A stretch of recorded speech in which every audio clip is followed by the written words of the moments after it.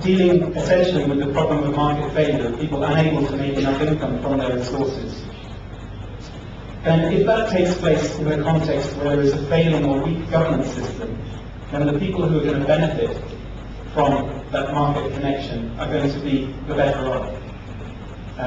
There's also, it's going to be very, very hard for small-scale interests to stop overexploitation if there isn't an effective fishery governance system.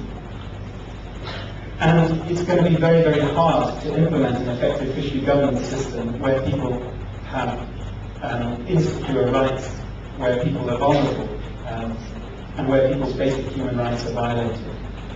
So what this implies is it means starting with entitlements failure as the basis for this, and being very, very careful about interventions higher up the system that well-intentionally try to help secure greater economic benefits for fisheries. So my concluding messages are, first of all, reiterating those arguments, an emphasis on property rights-based fishing is not always appropriate or enough to secure sustainable fisheries.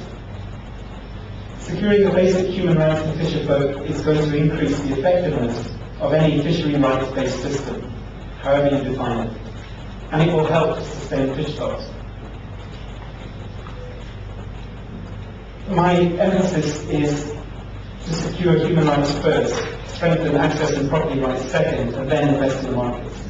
I recognise that given that these processes are ongoing, one may have to do all three at once. If we fail to do so, I don't think we will achieve equitable and sustainable poverty reduction outcomes and sustain small-scale fisheries. Adopting a human rights framework makes effective use of existing institutions. It establishes clear, legally mandated benchmarks. It aligns with major trends in developing people.